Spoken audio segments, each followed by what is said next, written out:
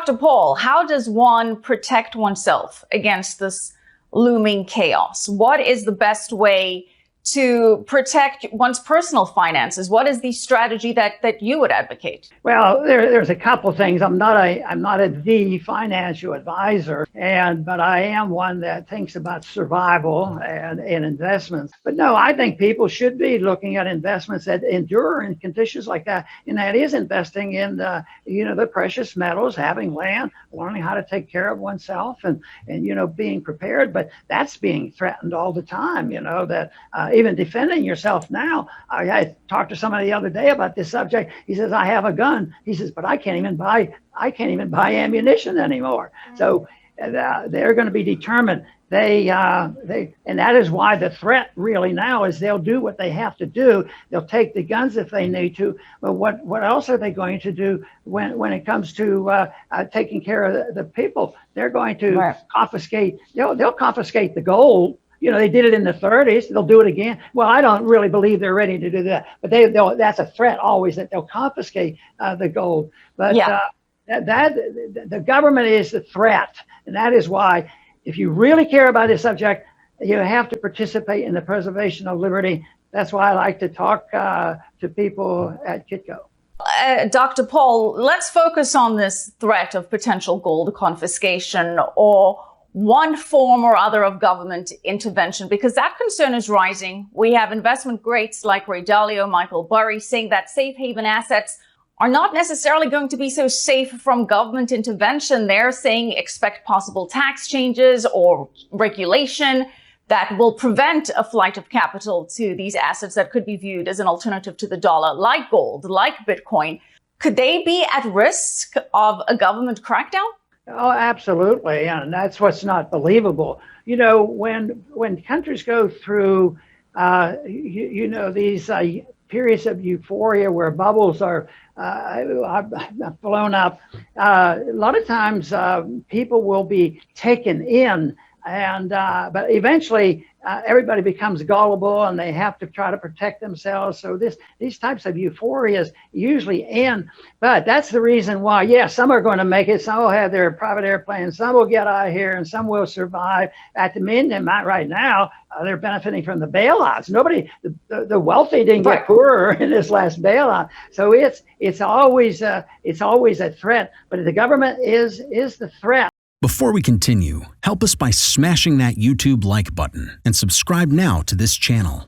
This shows the algorithm that you value the information, and it helps us spread this message. Sharing is caring. Please like and subscribe now. Thank you. And now let's continue.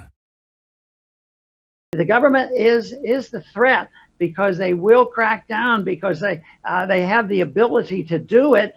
And that's why I'm so positive that we need more people saying, yes, what is this free society you talk about? Well, we had a taste of it. Our Constitution, if you don't know where to start or understand it, just start with the Constitution.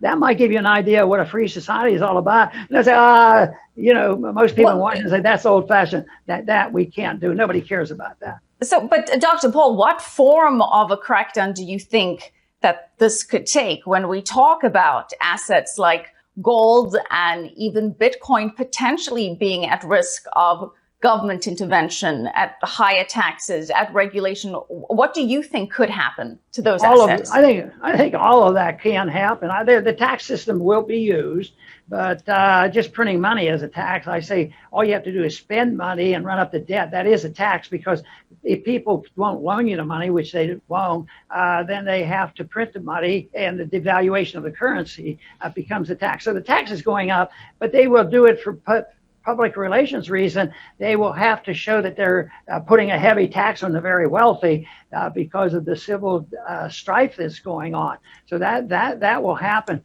But it's something that should be preventable. It's really hard to take care of once it breaks out, and that's why people are really so scared. But I think there are two parts of it. One is we have the financial bankruptcy. Most people understand it. Too much debt, printing money, borrowing, this sort of thing. But the other is the moral bankruptcy. If you look at it and what's going on in this country with this attack on freedom of speech an attack on the values of our Western civilization. Boy, that is a big deal, and that represents a bankruptcy, a moral bankruptcy, and that is what probably will become more important than just dealing with the financial bankruptcy. But I think they're both, and we have a financial bankruptcy and a moral bankruptcy, right. And we've never had to go through this quite like this before. What to do in such a situation? Inform yourself and keep your financial education strong. We from the Compact Group offer our loyal subscribers a free educational portal with first-hand monetary, financial, and economic knowledge.